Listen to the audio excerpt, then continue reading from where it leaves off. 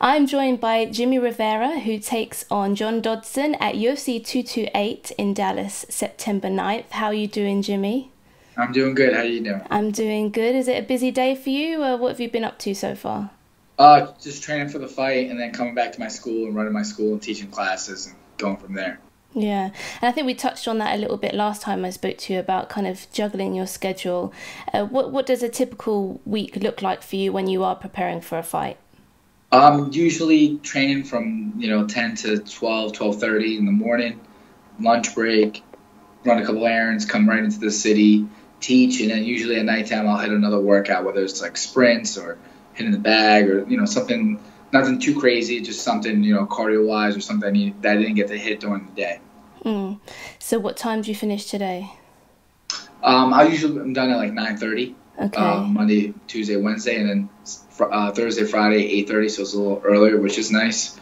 And then once I'm done, my team cleans up, takes care of the school at the end of the day, and I head home, literally go right to bed and do it all over again. Yeah. And I mean, that must be great. You as an active fighter teaching, they must kind of learn a lot from you as a, being in the game, being a professional fighter. Does that, give them a lot of, encouragement or, experience from your perspective? Yeah, I mean, my school isn't a fighting school. I get adults that come in just want to get in shape and tired of their Right. gym. Some of them have, been in situations where they want to know how to defend themselves if it ever happened again. And then the kids are really just, self-discipline, self-defense, which builds up their confidence, both those things. So at the end of the day, it's my full-time job. It's what pays, my bills. And it's something that when I'm done fighting, I have and I can enjoy still Mm. and participate in basically. A lot of these guys, they fight, they don't have anything to fall back on. Mm, yeah. And that can be quite difficult in itself, can't it? Having to juggle, fighting, family, it's hard. But for you, this is a lifestyle, isn't it? Then having that as your full-time job as well. Yeah, it is. I mean, there's a little neglect sometimes when my students don't want to have a fight. I'm not here as much, so usually like the weekends, like Saturdays, I'm not around. But when don't have a fight, then I'm back. Monday through Saturday here teaching. When I'm done fighting, then there'll be more of me. It's just kind of the way it is right now. You kind of focus on yourself a little bit and get ready because the guy that you're about to fight is doing the same thing and training, trying to get the win, and I need to train to get the win too. Mm. So how long did you leave it before you went back to the school and started getting back into training, coming off of your last fight? I got back into training. My wife wanted me to take a week off. It was really hard to, so I got back in training Friday. Right. I did a Wow. couple of things of running and stuff throughout the week, but I got really back into Friday. I was like, I need to do something. I can't not do anything. So literally that following Friday, I was back training again. I told her that's a week. The fight was on Friday. Following Friday's a week. Wow. Okay. Um, and so kind of talking about your last fight, obviously you got caught, it didn't go your way. You were on such a long win streak, 20 fights, 20 wins. How did you kind of cope with that loss? Just look back what I could do better, and get back into just focus on what things I could have done better, what things I need to not focus on, and go from there. And what can you learn in that kind of situation because it was so quick and you got caught, which happens? What can you take away or learn from that? It's just the way you train for a fight, what personal things are going on in your life. You know what I Right. mean? Kind of keeping your focus in one spot. So with this fight coming up, I focused on just the fight itself, nothing else. Nothing really mattered, and just focus on what I needed to do and what I needed to do to get the win, and that's it.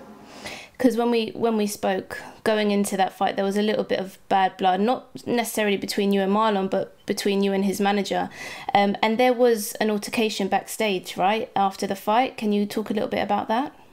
Yeah, it's just his manager running his mouth again. I kind of just took that and just I forgot about it all. You know what I mean? He's not the one that's going in the cage. He's not the one really doing anything. He still will run his mouth, but I don't really care. Just focus on what I have coming up, and that's Dotson. That's it.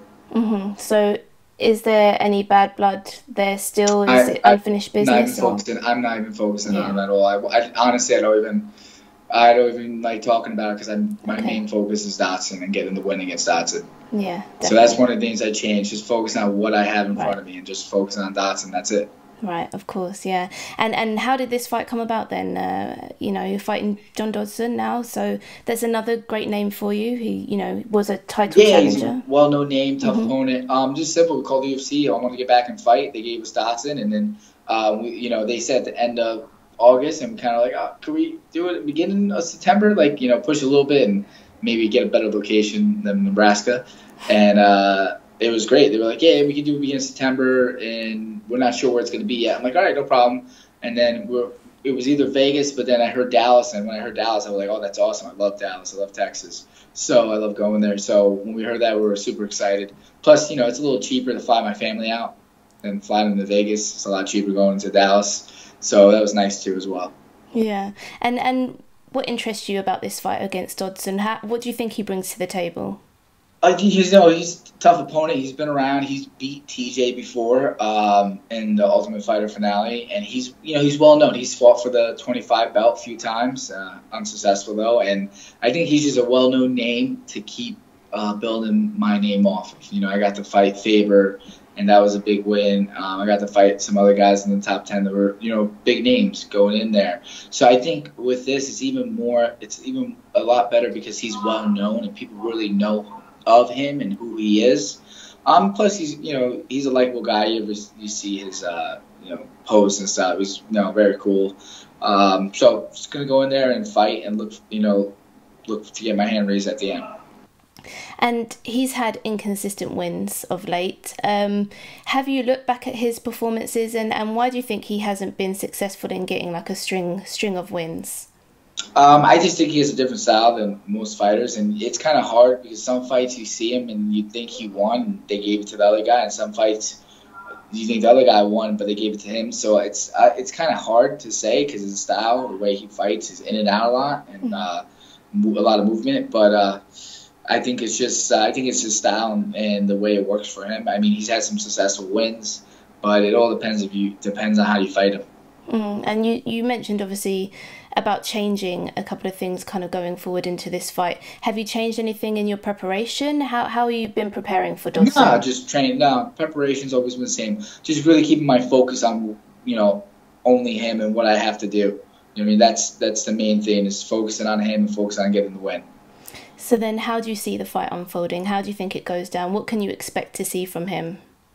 A lot of movement, a lot of movement from him, and I just gotta fight my fight and pick him apart inch by inch, and hopefully get a knockout or if a neck's there or whatever's there. I can you kind of it's MMA, so anything can happen. So I gotta go in there and just do my thing. And last time we spoke about Marlon and where that would put you, you hoped that that would get you a title shot, a win over Marlon. With a win over Dodson, then where do you think that would place you in the division? With a win over Dodson, I think I'm just I'm right, not far away from a title shot, maybe in another fight and then a title shot.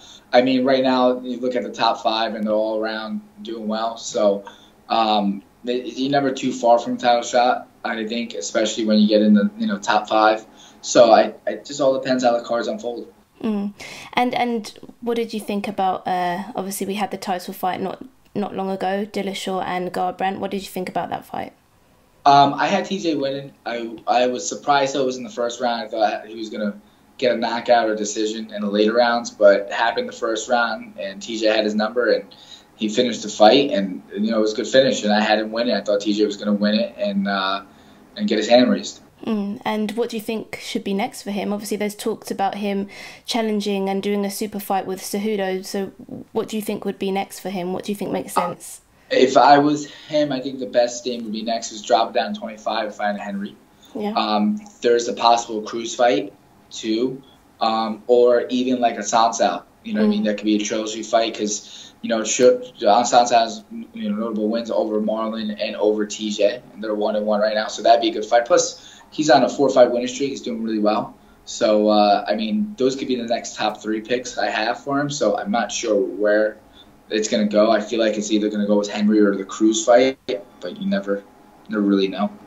If he does fight Henry, who do you have winning that one? I don't know how the cut would be to 25. If it's at 35, I definitely have TJ winning. But at 25, he could kind of go either way. I don't know if the cut will affect him a lot because he's going down. I know he doesn't cut that much weight for 35, but still he's cutting down 10 more pounds, and that adds up. So it could go either way. But I think at the end of the day, I think TJ can pull it off and get the win. Okay, well, thank you very much, Jimmie, for speaking with me today and taking time out of your busy schedule. And we look forward to seeing you back in the octagon on September 9th. Sounds good. Thank you. Thank you.